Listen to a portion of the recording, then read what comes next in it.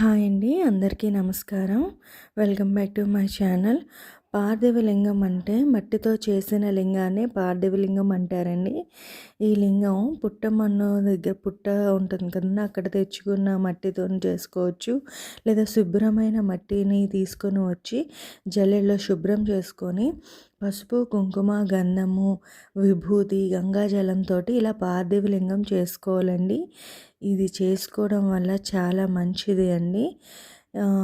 ఇలా చేసుకొని దీనికి అభిషేకము, అష్టోత్తర శతనామావళితో పూజ చేసుకోవడం వల్ల చాలా మంచిది. ఇది 16 సోమవారాలు వ్రతం చేయలేని వారు ఇలా ఈ శివరాత్రి రోజున చేసుకుంటే చాలా మంచిదండి. ఇది ఎందుకు చేసి చేసుకోవాలంటే మనకు మన పాపాలు పోవడానికి కోసం, ఐశ్వర్యం, ఆరోగ్యం, సంతానం లేని వారు కూడా ఇది చేసుకొని పూజ చేసుకుంటే చాలా మంచిదండి.